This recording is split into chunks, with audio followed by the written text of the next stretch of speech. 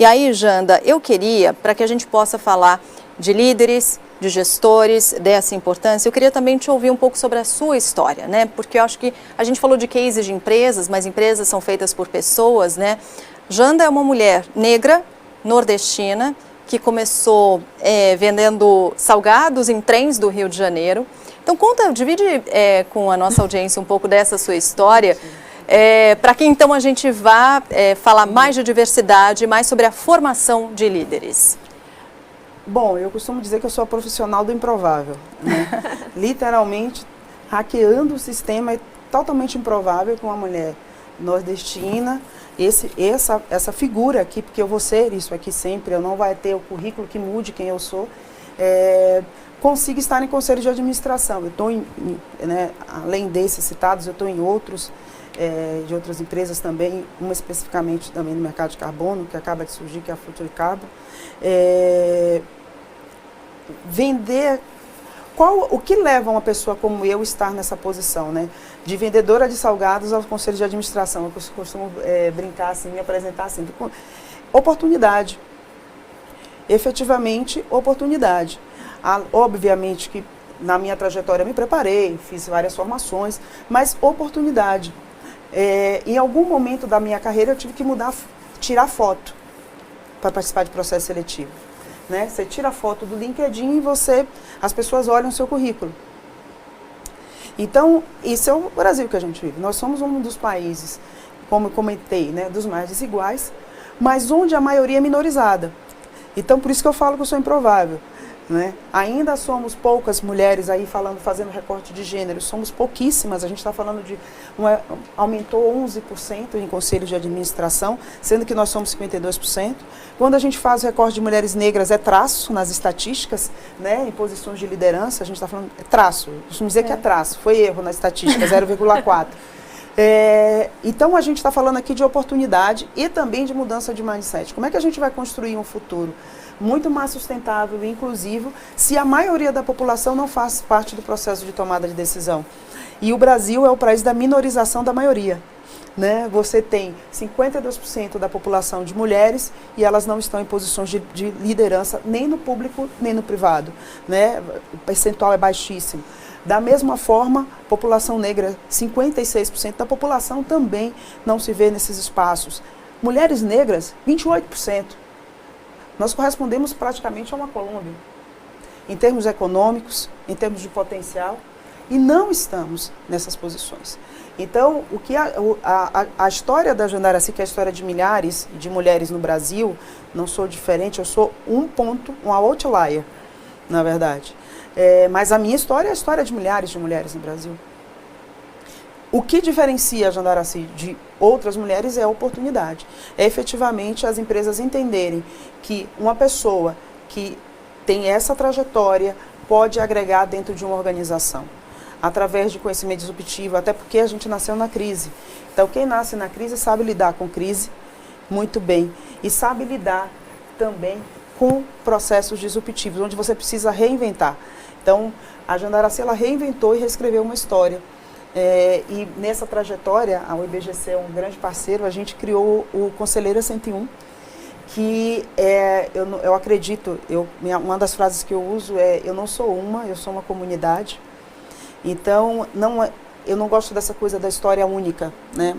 Então, nossa, você é a única nos conselhos, você é a única... Não, não dá para continuar perpetuando história única. Então, para isso, eu junto com mais 9 mulheres, criamos o Conselheira 101, no meio da pandemia, em 2020, com essa provocação.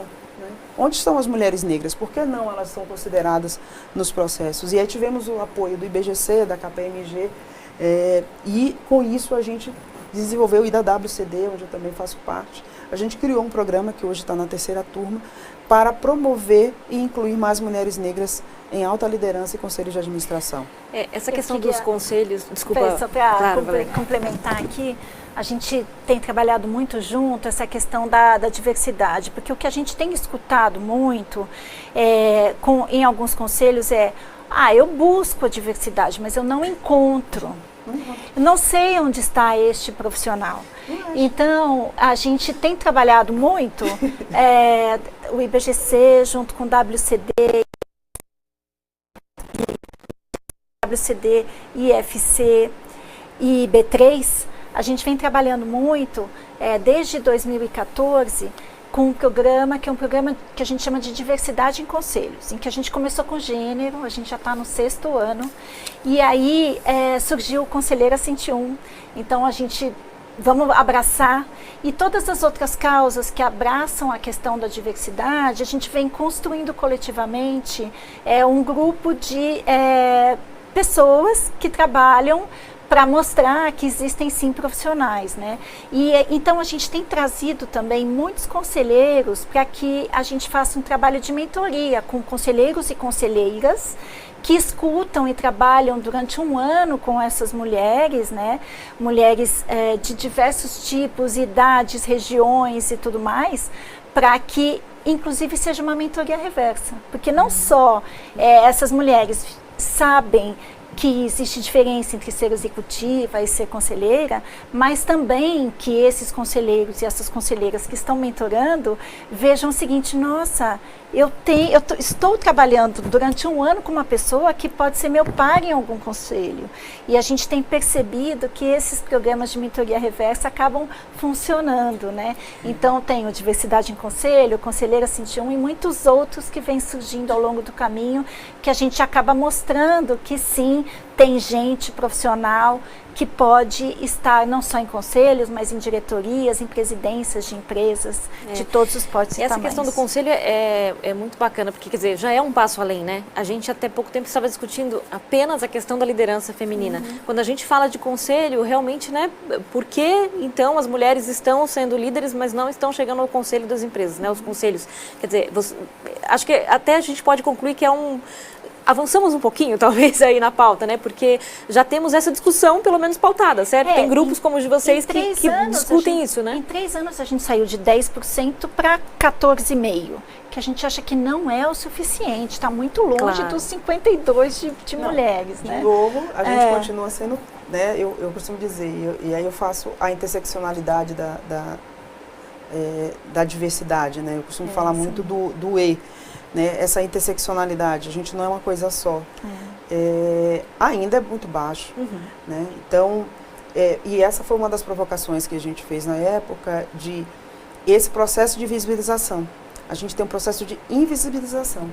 Então, a ideia, quando a gente fundou, é assim: vamos quebrar o algoritmo. Já que o algoritmo faz com que as pessoas aleguem que essas pessoas não existem ou não estão prontas, a gente vai exibi-las. E aí, como efeito, né, o Conselheira 101, das 2 turmas, a gente conseguiu que 47% delas já estejam ocupando posição em conselho e em comitês, e 50% tenham feito uma movimentação de carreira para alta liderança. Então, efetivamente, o que a gente tinha era um processo de invisibilização dessas mulheres. E atendem todos o check-box, checklist necessário para estarem nessas posições. No entanto, elas eram invisibilizadas. Então, isso é uma característica nossa que, felizmente, a gente está começando, por bem ou por mal.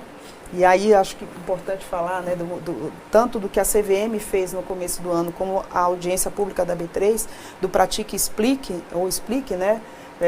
Por que não? O que é que afasta de você ter diversidade? O que é que afasta de você não ter práticas ambientais? Então, eu acho que esse modelo vai fortalecer muito essas pautas que a gente está falando e, principalmente, a pauta ESG, né? Acho que é importante só explicar o que é esse. A B3 abriu uma audiência pública para o mercado, principalmente para as empresas listadas, na verdade, em que essa audiência pública explica e coloca que o ideal seria que até 2025 houvesse uma mulher nos conselhos de administração ou nas diretorias da empresa, mas uma pessoa que seja minorizada, né? Tanto nas diretorias das empresas ou nos conselhos, até 2025. E além disso, mas isso não é uma obrigatoriedade. As empresas podem dizer: eu não tenho, mas eu explico o porquê.